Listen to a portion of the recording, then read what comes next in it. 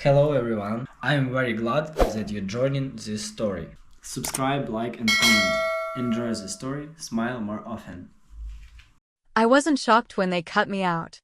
I was just surprised they finally said it out loud. Maybe next year if you accomplish something. That's what they wrote, like success was the entry ticket to my own damn family. Group text, no greeting, no warning, just a message wrapped in forced humor, like they thought a winking emoji at the end could soften the slap. It didn't. It stung, but not the way it used to. Not anymore. I looked at the screen, stared at those 10 words like they were a punchline written in blood, and for the first time in years, I smiled. Not a spiteful smile, not smug. It was the kind of smile you give the moment you stop begging to be understood. The message came from Lisa, my older sister, though it might as well have come from all of them. Lisa always acted like she ran the family like a business meeting.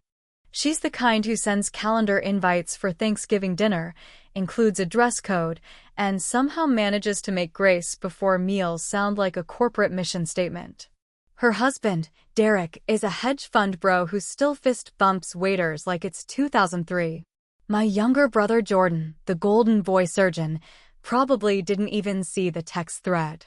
Or maybe he saw it, chuckled in his office, and got back to saving lives, while mine unraveled silently for the last 20 years. That's how it's always been. They were throwing a reunion/celebration/Lisa's son got into Yale party upstate in one of those rented lake houses that look like catalogs come to life. A private chef, paddleboards, a fire pit made from reclaimed river stone. Everyone was going. Everyone but me. I wasn't welcome because, in their words, I hadn't really done anything yet. I stared at that text and let it sit in my chest like a familiar bruise. I wasn't angry. Honestly, I was relieved. Relieved I wouldn't have to sit through another dinner where they made jokes about my career like it was some cute delusion I hadn't grown out of.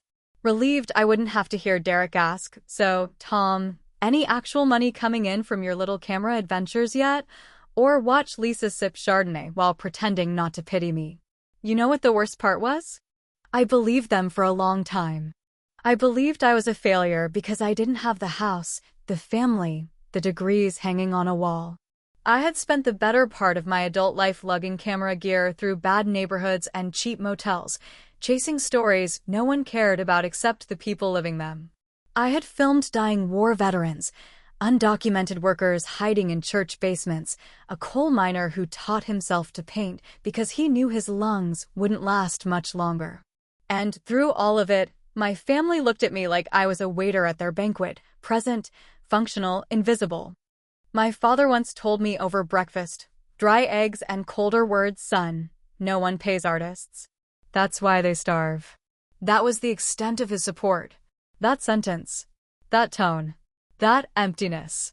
He had this way of flattening people with compliments that were really instructions. You're smart. You just need to focus on something real. For him, real meant profitable.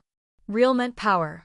Real meant suits and stocks and being the kind of man other men envied on golf courses.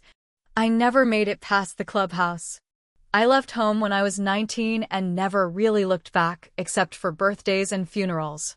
Every time I came back, I felt like a guest auditioning for a part I'd never win. Even when I showed them my short films, when I screened my piece on veterans at Lisa's house that one Thanksgiving, they nodded politely and then changed the subject to Roth IRAs and beach renovations. They weren't mean. That's the thing. They were polite. Cordial.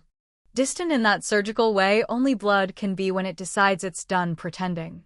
So when Lisa's message came through that Thursday morning, I didn't argue. I didn't respond. I didn't explain. I just stared at my reflection in the black screen of my phone, smiled, and whispered to no one, "Okay then." About 2 hours later, I got a call from Mia, my assistant/editor/sanity keeper. Her voice was sharp with that usual New York caffeine buzz. "Tom, you're not gonna believe this. The film got in. Dignity and Dust. Official selection. American Documentary Awards. You're invited. You're on the goddamn guest list." I blinked. I sat down. I breathed through the kind of silence that only comes when something good finally happens and you realize you're alone to hear it. I had submitted the film 6 months ago, half as a joke, half as a desperate shot in the dark. It was a documentary about the invisible class: janitors, truckers, ex-cons trying to go clean, single moms juggling 3 jobs, the people I'd been filming for years, telling stories no network wanted, no grant committee funded, no platform highlighted. But somehow, this one stuck.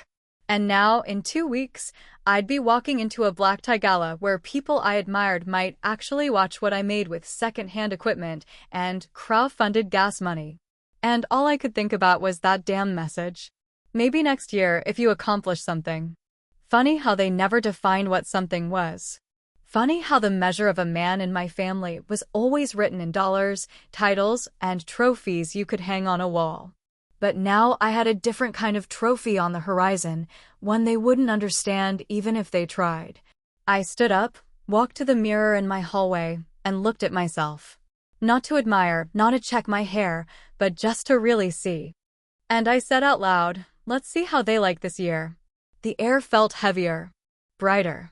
Like something was about to break, not down, but open. And I swear to you, that smile stayed on my face all day. I used to think it was my fault I didn't fit in, like maybe I had taken the wrong exit in life while my siblings stuck to the highway everyone else seemed to understand. Lisa and Jordan, they weren't just successful, they were polished, curated, market-ready like investment portfolios dressed up in people suits. Lisa got her real estate license when she was 20, started flipping homes before most people knew what escrow meant, and by the time I hit 30, she was making more in 1/4 than I'd made in a decade. She lived in a gated community, drove a black-on-black Mercedes, and used words like liquidity and brand synergy at Sunday dinner like we were all supposed to nod in approval. Her husband Derek, a walking billboard for passive-aggressive confidence, wore Rolexes that ticked louder than his personality and had this way of talking to you like he was explaining stocks to a toddler. Then there was Jordan, our baby brother by 3 years, who graduated med school with honors and never let you forget it. Cardiothoracic surgeon, research fellow, married to Megan, a pediatric neurologist with a jawline so sharp it could file patents. Jordan had the kind of brain that made people shut up in awe. When he talked, even Dad listened. He had 2 kids under 5, a Tesla, and a framed letter from the mayor thanking him for pro bono work. My mother used to say, Jordan could have been anything, and she wasn't wrong. He could have cured cancer or run for Senate if he hadn't fallen in love with rib cages. They weren't just golden children. They were the children, the kind of offspring that made other parents feel like they'd underachieved genetically.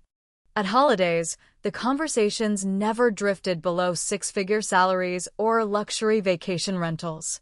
Lisa had the Hamptons, Jordan had Aspen, and I had a rent-controlled apartment with a broken radiator and a coffee table I'd built out of milk crates. I wasn't jealous, not really. It was more like I was allergic to the whole damn atmosphere. Every dinner felt like a resume contest I never signed up for. There's a weird thing that happens when you're the only one in your family who chooses to color outside the lines. They don't hate you for it. They just stop seeing you altogether. At least when they mock you, you're still visible, still part of the structure.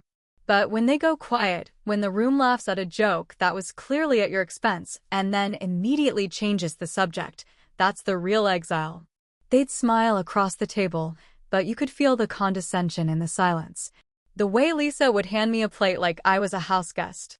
The way Jordan would explain basic anatomy to me even though I didn't ask. I wasn't their brother anymore. I was a cautionary tale in faded jeans. Ever been in a room where your whole family makes you feel like an unpaid intern at your own life? Tell me, would you still go to their party if they clearly didn't want you there? Because I did. For years. I showed up with burned-out optimism, hoping maybe this time they'd ask something real. Maybe this time they'd watch one of my films or ask how I was actually doing. But that time never came. What did come were the digs, subtle, professional, and always coated in sugar. Must be nice to have so much free time. Wish I had time to follow my passions. You still doing that film thing? They never said I failed outright. They didn't have to. Their success was loud enough to drown out the sound of my trying. I'd sit there while Lisa toasted another closing and Jordan updated us on his latest published research, and no one asked about the year I spent documenting life inside a halfway house in Detroit. No one mentioned the small festival in Portland where I actually won something. It wasn't real to them. If it didn't come with stock options or press coverage, it didn't count. That's why I stopped sending them updates. At some point, you get tired of translating your victories into a language they'll never understand. You stop fighting for approval from people who only know how to measure worth in trophies and titles. You start building something for yourself, out of whatever pieces you've got left. That's what Dignity in Dust was. It wasn't a pitch or a reel or a sample. It was my damn life in footage, all the sweat, doubt, dead ends, and the beauty I found in the places no one wanted to look. I remember when I shot the final scene for it, an elderly man named Cal, a former steelworker who lost his family, his savings, and most of his hearing but still made sandwiches every Friday for the shelter down the block. I asked him why he kept showing up, why he kept giving. He looked straight into the lens and said, "Because I remember when nobody gave a damn about me." That was the soul of my film. That was the moment I knew I had something real. But my family wouldn't watch that. They wouldn't understand why a man like Cal mattered. They'd call it inspiring if they ever did see it, then go right back to their catered luncheons and boutique Pilates sessions. That's why, when Mia told me the film was accepted into the American Documentary Awards, I didn't even think about telling them. I knew what the response would be. Lisa would send a thumbs-up emoji. Jordan wouldn't reply at all. My father would raise an eyebrow and ask, "Is that on television or one of those YouTube things?" So I packed my tuxedo into a canvas duffel that still smelled faintly like mildew and old dreams, zipped it shut, and hailed a cab. My flight was in 4 hours. I had just enough time to get to JFK, pass through security, and prepare myself for a night where I might be seen not by my family, but by strangers who actually cared. My hands shook as I typed out an email confirming my attendance. Not from fear, not even from excitement, but because I knew that whatever happened next would change something inside me, something I'd been too afraid to admit was still worth changing. As the plane lifted off and the city shrank beneath me, I didn't look back. For the first time in my life, I was flying towards something that felt like it belonged to me and me alone. There's a certain weight that settles in your bones after 20 years of almost, not failure exactly, but the kind of near-miss living that makes you question whether the world is broken or you are. I didn't start out wanting to be a documentary filmmaker because I thought it would make me rich or famous or important. I started because I couldn't ignore the stories that no one else wanted to tell. Stories in truck stops, back alleys, VFW basements, on kitchen floors with bad lighting, and stories that made you sit down and shut up. But what they don't tell you when you pick this path, when you decide not to take the job at the bank or the marketing firm or your dad's company like everyone expected, is that you'll spend years walking a tightrope over rent payments, sleeping on couches that smell like stale beer and regret, watching the people you went to school with buy homes while you barter for lens rentals and edit footage on software that crashes every 40 minutes. It's not glamorous. It's not noble. It's survival through stubbornness, and most days you wake up wondering if you're just one more rejection away from quitting for good. I lived that for 2 decades. Not all at once, but in pieces like puzzle fragments that almost fit together but never quite locked into place. I had just enough talent to be noticed, just enough vision to make people uncomfortable, and just enough bad timing to miss every damn opportunity that might have changed everything. I remember getting flown out to LA once for a pitch meeting with a producer who loved my voice and wanted to nurture raw talent. He took one look at me, flannel shirt, busted boots, Midwestern vowels, and said, "You ever think about doing weddings?" I flew home that night with $32 in my checking account and nothing but a pamphlet for wedding videography tucked in my carry-on like an insult dressed as advice. My father never let me forget that moment. In fact, he never let me forget any of my almosts. He was a numbers guy, a businessman in the old school way, pressed shirts and firm handshakes and no time for things you couldn't measure on a spreadsheet. He'd call every now and then, not out of affection but out of obligation, and ask the same damn question every time, "You making any money yet?" Not, "Are you proud of what you're doing?" Or, "Does it feel worth it?" Just the math. Just the bottom line. He once told me over a 4th of July lunch, "No one pays artists, son. That's why they starve." Then he bit into a $5 hot dog like it was gospel. I used to hate him for that. Now I just understand he was scared. Scared of anything he couldn't control. Scared that he'd raised a man who chose uncertainty over security. Scared that if I succeeded in my way, it might mean his way wasn't the only way. But I never told him that. I just let the silence between us grow wider every year until even our small talk became performance. He didn't want a son, really. He wanted a reflection. And I broke that mirror a long time ago. Still, I kept going. Not because I believed I'd make it, but because I didn't know how to stop. I kept filming. I kept asking questions no one wanted to answer. I spent 3 months following a coal miner named Hank through the final winter of his life, watching him teach his granddaughter how to draw while his lungs gave out in slow motion. I filmed it all, the wheezing, the coughing, the laughter when he told stories about the mines, the quiet grief in his wife's eyes when she thought no one was looking. That piece never aired. No one bought it. But I played it at his memorial and his daughter hugged me like I'd handed her a piece of him she thought was already gone. That was worth something. Maybe not to my family, maybe not to the industry, but to her, to them, it was everything. Another time, I mentored a Marine vet named Andre who'd come back from Afghanistan with more ghosts than memories. He didn't know what to do with his hands anymore, didn't know how to be in the world. I handed him a camera and said, "Tell me what you see." He shot the rawest footage I'd ever edited: broken sidewalks, empty lots, faces and passing cars that looked like they hadn't been touched by joy in years. We stitched it together and called it Quiet Battles. It played to 40 people in a church basement in Dayton. No awards. No press. But Andre cried when the lights came back on and whispered, "You gave me back something I thought I lost." That too was worth something. I lived in 7 cities in 10 years. I bartended, delivered furniture, taught night classes, and pawned gear just to make rent. I lost friends. I lost partners. I lost faith more times than I can count. But I never lost the stories. They were always there, humming in alleys, echoing through cracked windows, living in the mouths of people no one bothered to listen to. That's what Dignity and Dust became. Not a film. Not a resume piece. A monument to all those invisible lives, all those ordinary saints who carried pain with grace and never asked for applause.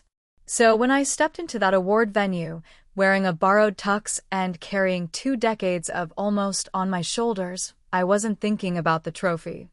I was thinking about Hank's cough and Andre's tears, and the way my father never looked up when I said I was leaving for another shoot. I was thinking about every time someone asked me when I'd get a real job, and every time I said, "Soon," knowing damn well I never would. The lights dimmed. The screen flickered. And there it was, the poster for Dignity and Dust, projected across a 20-foot screen like someone had carved it out of the sky. My name, my story, my damn blood on that screen. And for once, I didn't flinch. I just breathed. Because maybe this wasn't an almost anymore. Maybe this was the moment when everything I'd lived through stopped being failure and finally became proof. Proof that even if no one else saw it, I had done something real. The carpet wasn't red. Not really. It was this deep, artificial maroon, like a wine stain that had been lacquered over and polished until it gleamed with a kind of fake elegance that made my skin itch. It didn't feel like something you walked on, it felt like something that was supposed to swallow you whole if you didn't belong there, and God help me, I knew I didn't. I stood near the edge for a few minutes before even daring to step forward, watching as people with perfect teeth and expensive shoes moved through the velvet ropes like they'd been born between step-and-repeat banners and camera flashes. Some publicist handed me a little card with my name on it and told me where to stand. She said smile, not like a suggestion, but like an order, and then disappeared before I could even thank her. I tried to smile. I did. But every time that shutter clicked, I felt like I was being asked to pose as someone I hadn't quite become yet. My suit didn't fit right. I'd rented it 2 days before after realizing the one in my closet still had a mustard stain from some wedding I'd barely remembered. The shoes pinched. My shirt collar was a little too tight. I had shaved that morning but still felt like I hadn't. Everyone else moved with the confidence of people who'd done this 100 times, who had stylists and agents and the kind of skin that glows under event lighting. I looked like someone's substitute teacher got lost on the way to the faculty meeting and accidentally wandered into an awards show. But I didn't leave. I didn't shrink. I reminded myself why I was there. Dignity in Dust wasn't just a film. It was a war cry whispered in quiet places, a lifeline for people whose names would never be called from a stage like this.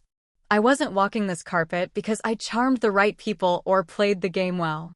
I was here because I didn't stop filming when no one cared, because I believed the lives I documented mattered even if the world didn't. Still, the disconnect was jarring. The crowd inside the venue smelled like money and perfume, with conversations floating through the air about box office numbers, global distribution, and whose documentary had been optioned for a prestige limited series. I took my seat near the back, behind a woman wearing sunglasses indoors and in front of a man loudly explaining to his date how he once met Werner Herzog in an airport lounge. I turned my head just enough to see Mia, my assistant and friend and closest thing to family in that room, seated a few rows behind me. She gave me a thumbs up, her mouth already half open in a wordless "you got this," and I felt my shoulders unclench just slightly.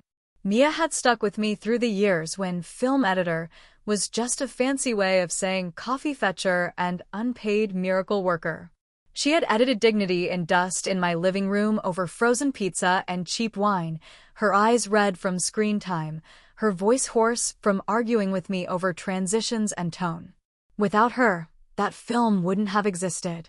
Without her, I might not have either. The lights dimmed, the host made some joke about art house films and budget woes, and then the evening officially began. Award after award was handed out, some to cheers, some to polite clapping, others to awkward silence when the winner wasn't present.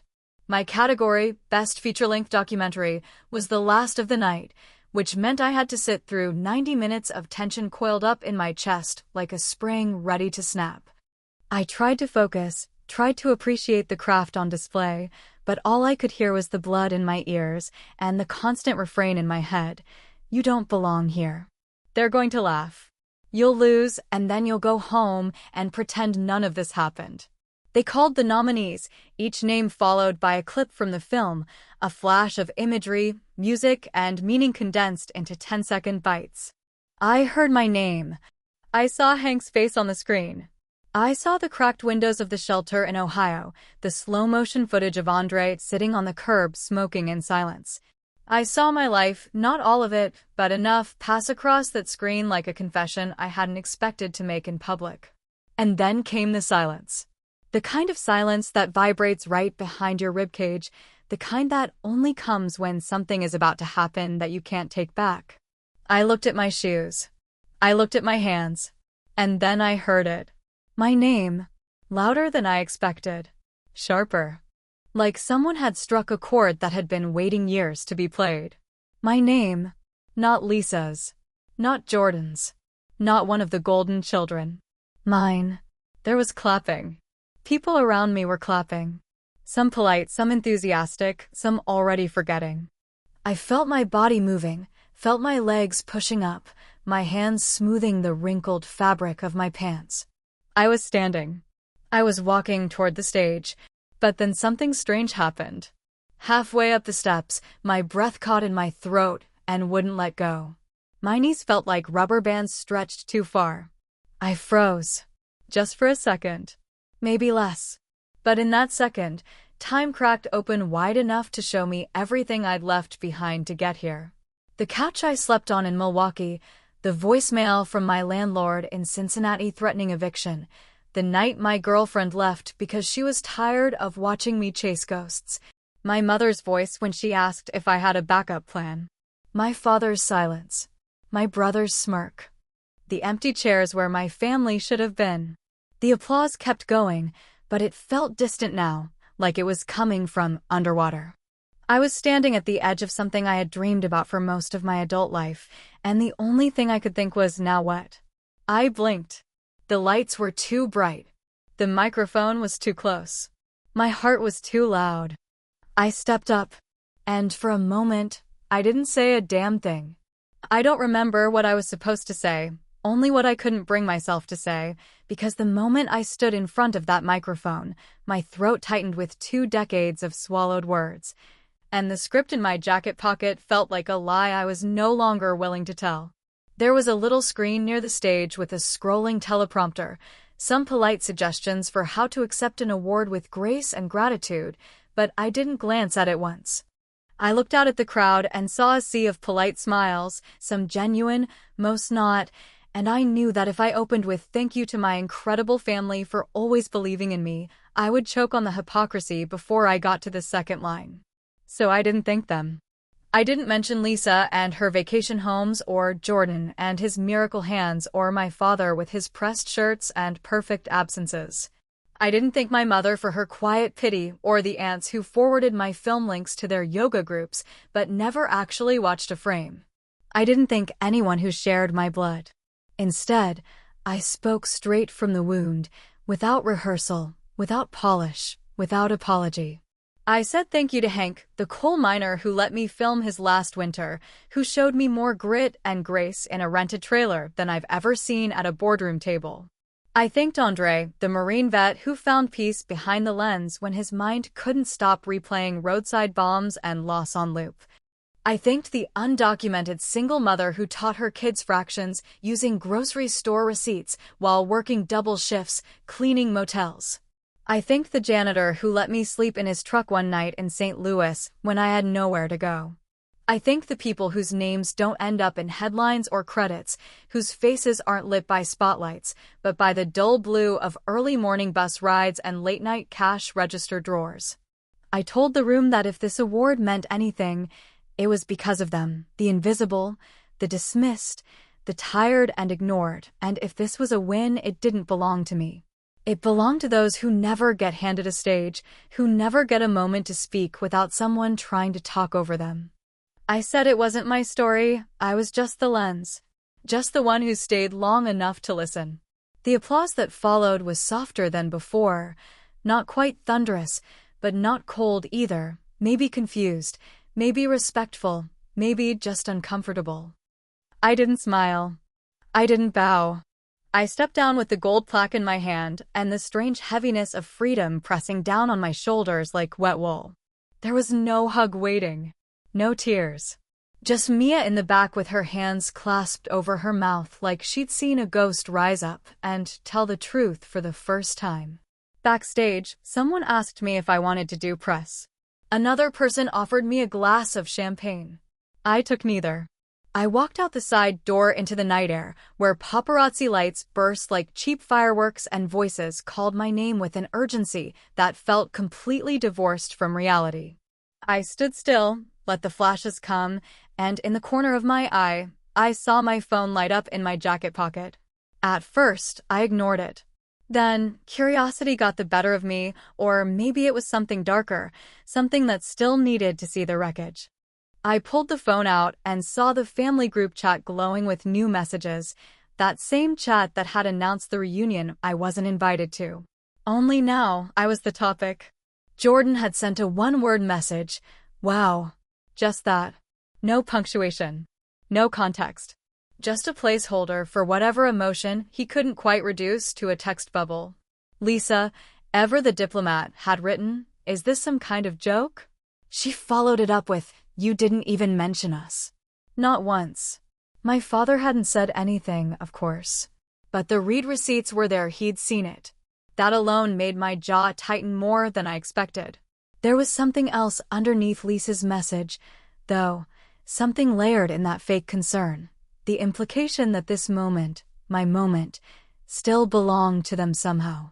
That my achievement needed their name printed on the invitation to be valid. That I owed them a shout-out for all the years they spent doubting me out loud. I didn't respond. I didn't even open the thread. I just stared at those gray bubbles and felt a hollowness echo back at me, not from their words, but from the knowledge that no amount of vindication could fill the part of me that had waited, too long and too quietly, for their approval. I turned off the phone, not muted, not silenced. Off, cold, dark, and still. A driver asked if I needed a ride to the after-party. I said no. He looked confused, like refusing that kind of invitation didn't make sense in the world he lived in. I told him I wanted to walk, and I did down the side of the building, into an alley that smelled like hot concrete and diesel, away from the lights and the applause and the people pretending to know me. I carried the award in one hand, heavy and cold, and I thought to myself how strange it was that the object I dreamed about for so long felt more like ballast than victory. Inside, the venue pulsed with laughter and clinking glasses, the sound of people congratulating themselves for surviving another year in a brutal, glittering business. Outside, I was alone, wrapped in silence that was neither cruel nor comforting. Just empty. I stared at the streetlights flickering against the sidewalk and wondered how many of the people I'd filmed were doing the same thing that night, sitting somewhere with their heads down, trying to survive without anyone applauding them for it. The award dug into my fingers, sharp and real. I could feel its edges. But I still didn't feel like I'd won.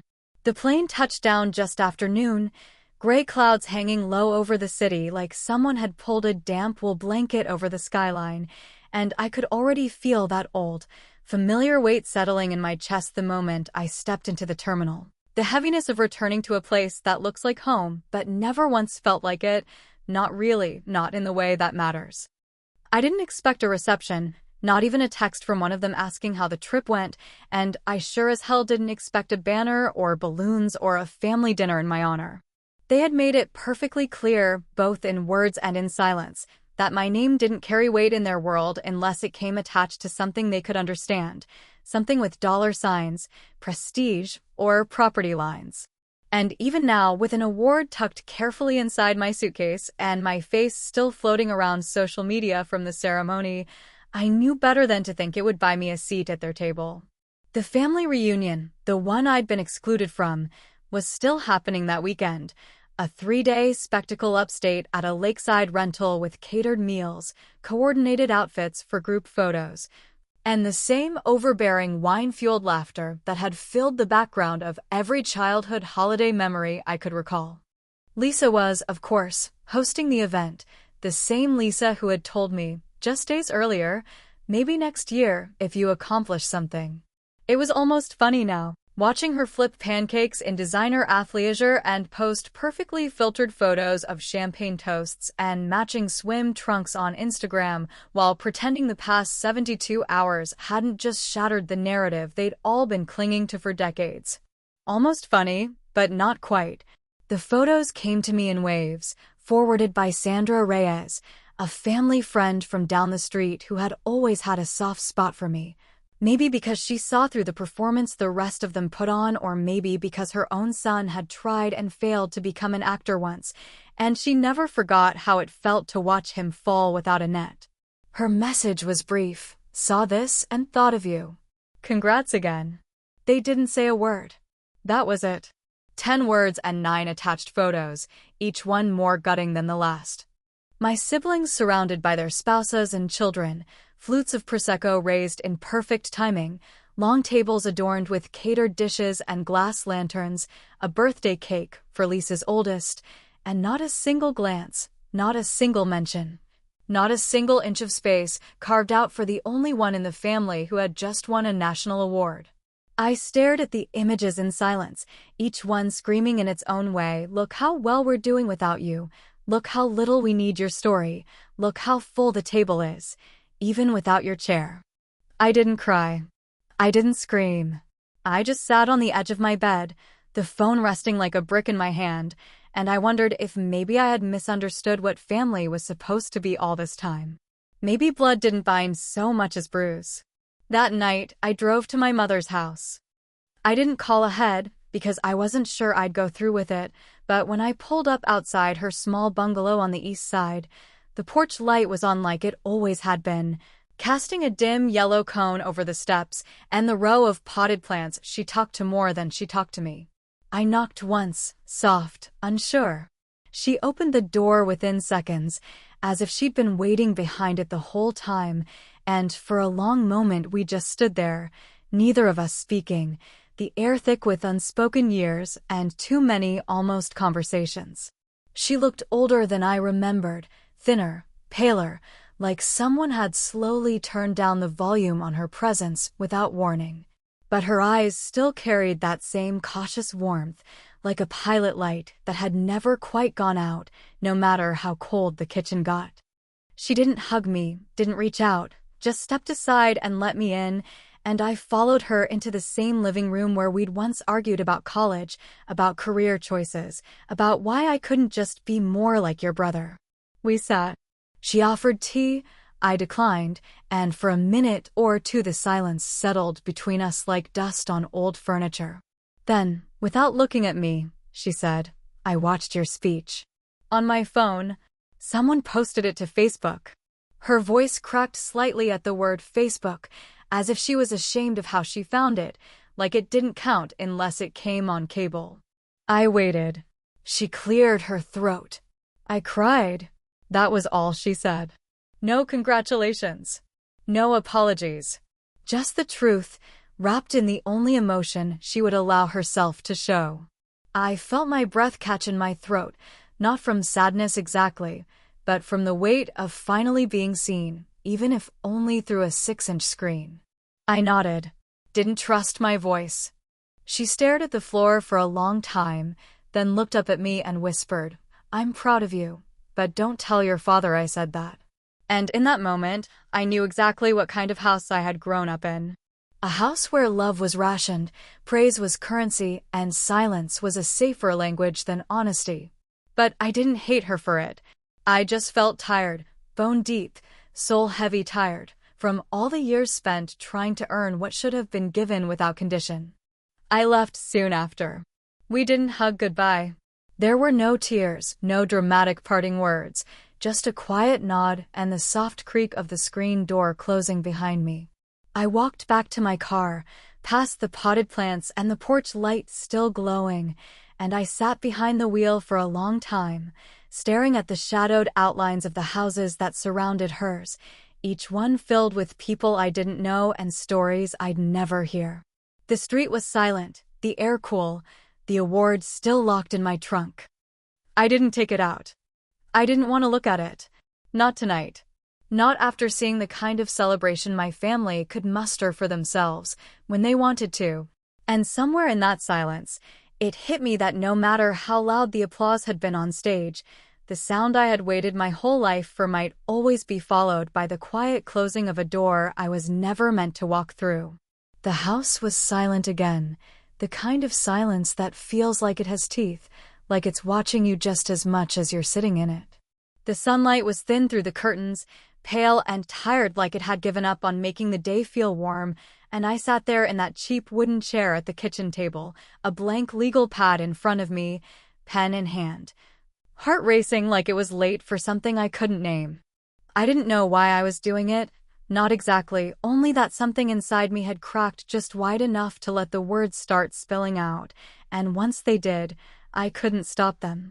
The first line came easily, like it had been waiting for years in the back of my throat. "Dad, I'm tired." Not tired like needing sleep or a break, but the kind of tired that lives in your bones, the kind that comes from being invisible in the one place where you were supposed to be seen. I kept writing, sentence after sentence, not worrying about grammar or how it sounded or if it made sense, because this wasn't a letter for anyone but me.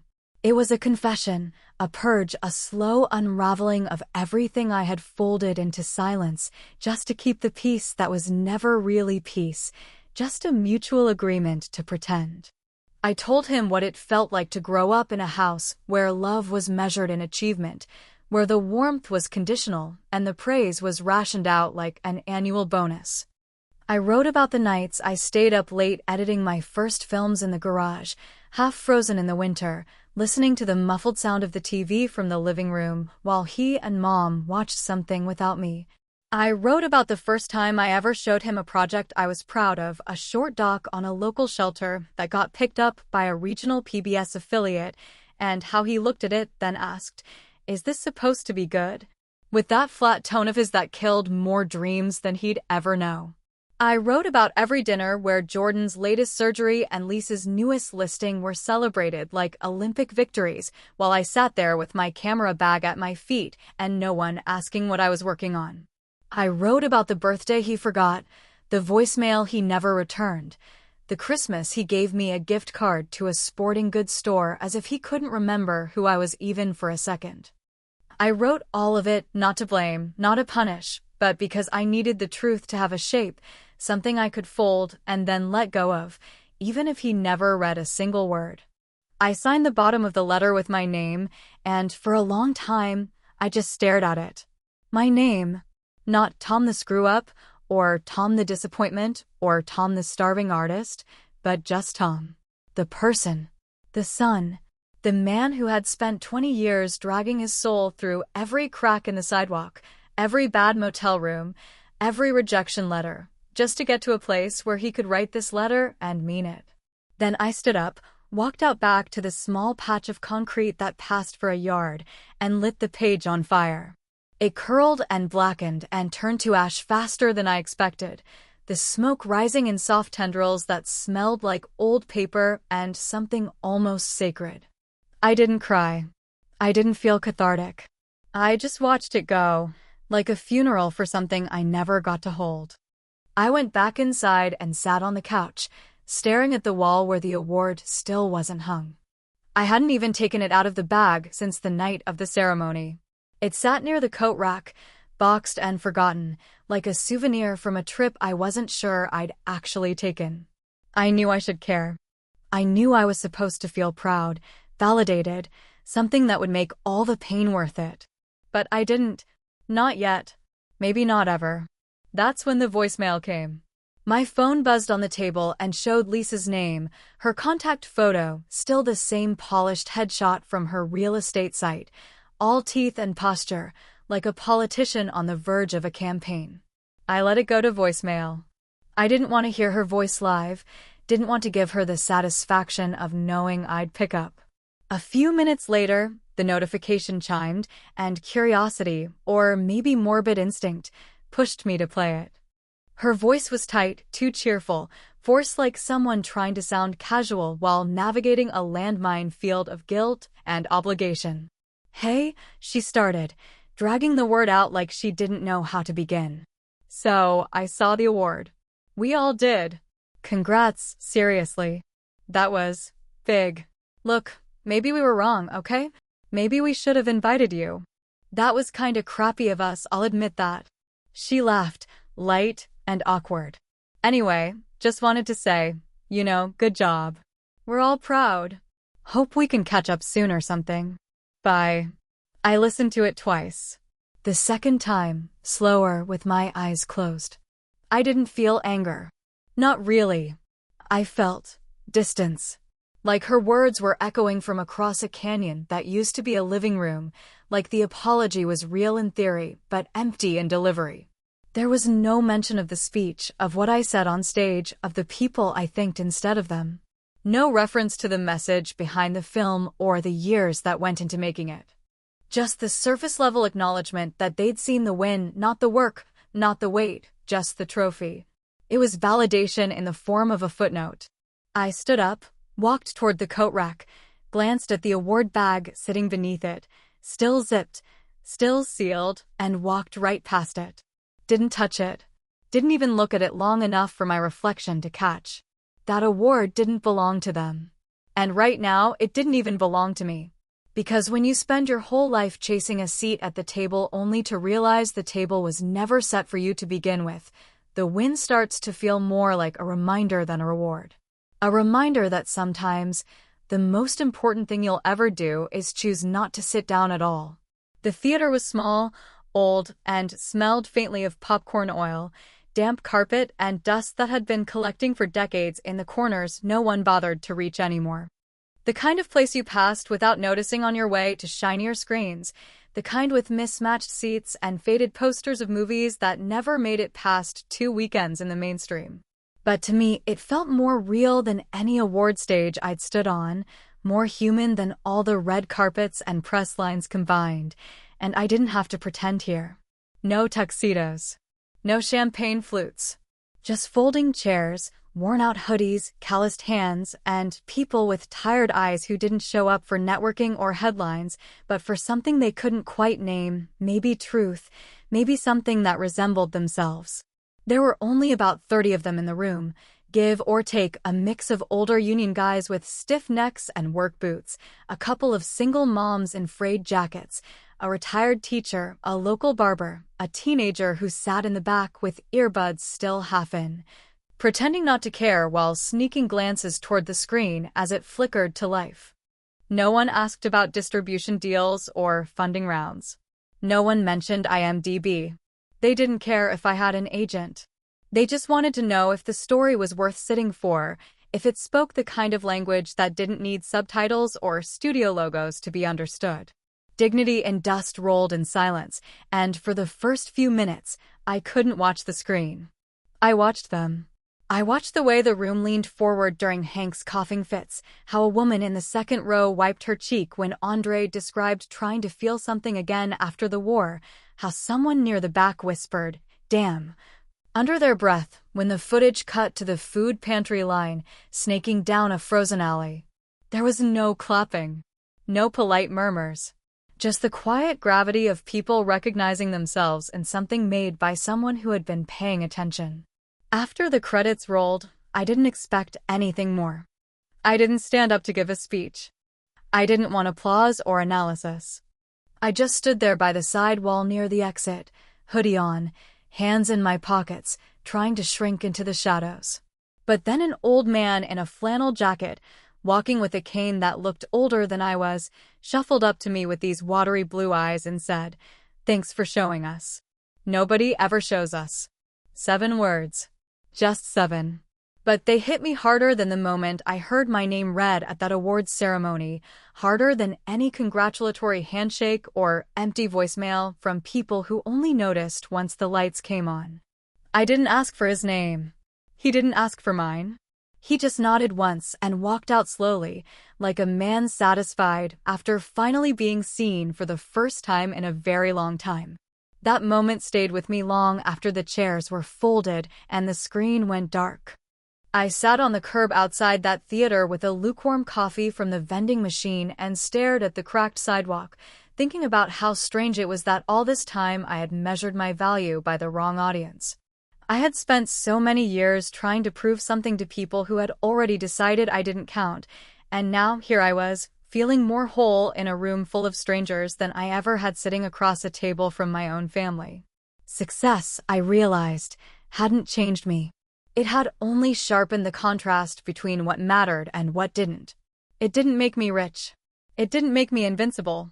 It didn't turn me into the kind of man who gets standing ovations from the people who raised him. What it did was make it impossible to lie to myself anymore. It made the silence at my mother's kitchen table louder. It made the cracks in my father's voice sound like thunder.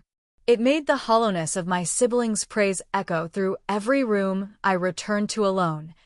I don't know if I'll ever be part of that family in the way they want. I don't know if I even want to anymore.